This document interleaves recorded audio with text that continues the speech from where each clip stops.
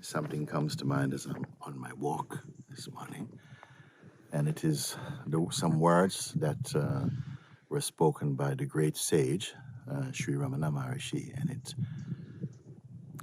these words, they have stayed because they are so potent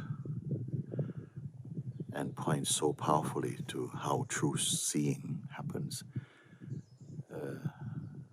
The sage said, the eye removes the eye, yet remains the eye. So, of course, many people go, what is he talking about? How many eyes is there? Apart from the two, that's not the eyes he's talking about. When consciousness, when the pure, absolute God Self manifested this existence, the play of existence, and to experience it, it came in the form, I am. By appearing in the form, I am, the consciousness, I am, it did not lose any portion of itself in its absoluteness, but it manifested, and it manifests also in a form. It needed a form in order to taste experiencing the diversity of the experience and of the myriad of things that it created, the sky and earth, the heavens and the earth and the seas, and all the creatures and all the beings who roam about on the land, in the sea, and in the air. The play of existence, the dance of existence. It also appeared inside the sentient or living beings, the conscious beings, in the form I am. Not the words saying I am, but the intuition, the natural sense, I am.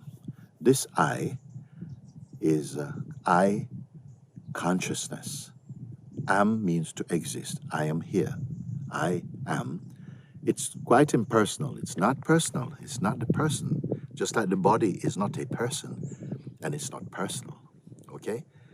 This sense I am entered the body and experience itself as the experiencer or the witness, the feeling or vibration.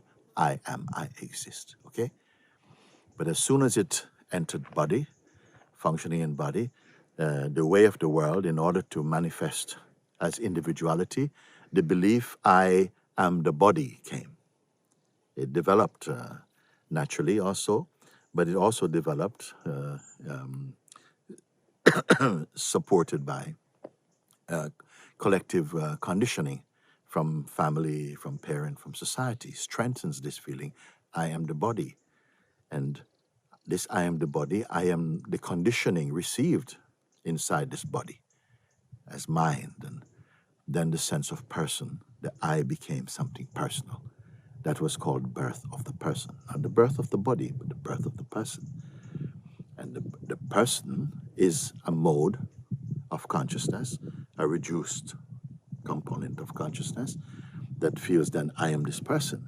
And thereafter, we don't know how long this consciousness is sleeping or dreaming itself to be only person. So it's on much reduced power because it is infinite and broad, but it came to the person, and the person takes on the limitations of the body. Maybe we come out of the sun a bit, we walk a little bit here. Come.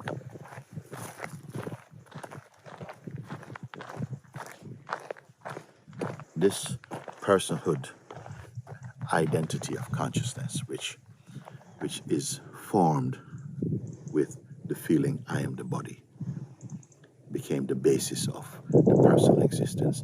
I am my mind, I am my conditioning, you see. So as soon as that came in, consciousness became very limited in its expression. So it became selfish, insecure, because it recognized that the body is subject to pain, suffering, mind and body, also sickness, death also. So the consciousness, which is actually imperishable because it is formless, took on fear through the body identification. No?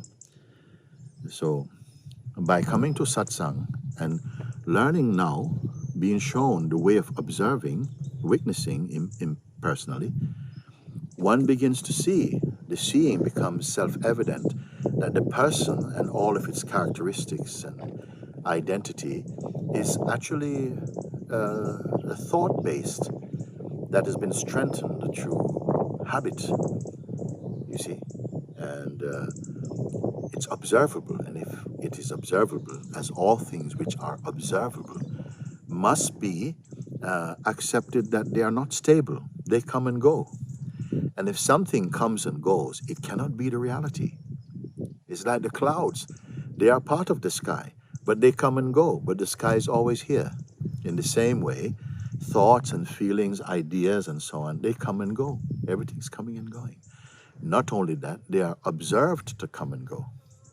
So that which is observing their coming and going cannot be made of the same thing. Because if it was, first of all, it was here, that which is here, was here before the thoughts come. And it witnessed the thoughts coming and now present. It also witnesses them going. So if it was those, then it would also be gone. But it remains as the witness. And so it becomes increasingly clear that the witness is capable of witnessing even the sense of personhood and personality. And the recognition of that. It's as though you've been imprisoned by a limited consciousness, but limited consciousness. And now the field is opening in an immeasurable way. So then once we are freed from the cage of personhood, from the limitations, you see, not cursing personhood. It has its play, it has its purpose, had its time. But now time to expand into the fullness of yourself. You're coming in the place I am. So this is the original I am. You see? The I am removes, the I removes the I. So the I am removes the I person identity.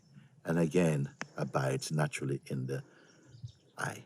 So I removes I, yet remains I. So this is the an explanation of what is meant by this seeming riddle. And experientially, this is wonderful. Now you are experiencing yourself more as being. When you say I, most people when they speak I, there's very much a strong sense of I am this body, I am my person. The person is the background. It's like it is the ground of the sense of being.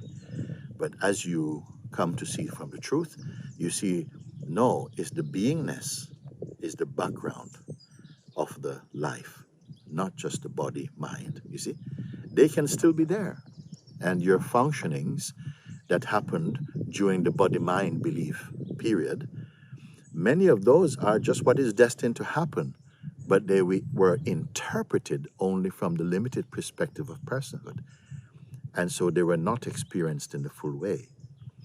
Now, as the I am, the broader field of consciousness, all those things which were not true will start to fall away more.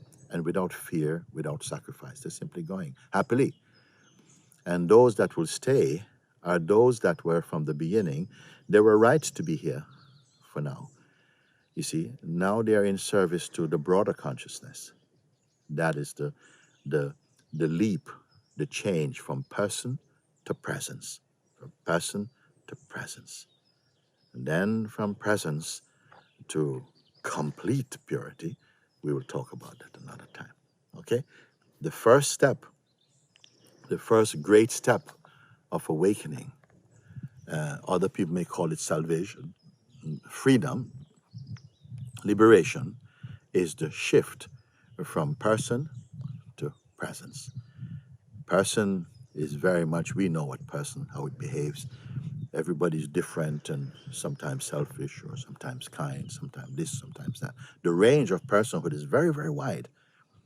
From the lowest, which is very aggressive and mean and afraid and insecure and judgmental and slanderous and quick to believe wrong things, that's the low end, to the person which is more pure-minded and honest, open, kind. That's also within the range of personhood. But beyond this, in the space of I amness, there is equilibrium, there's harmony, There's not a somebody being that. It is just the being itself. And so in this space, the mind is more intuitive, more spontaneous is life, more free, more open. Like this, that is the quality of beingness. That is the true human being, you can say. But beyond this is absolute purity. And this I will share with you. Eat now what you have been served. For those of you who feel in your heart to follow this, you will see the fruit and taste the fruit of it. This very day it will begin and continue to strengthen. Okay?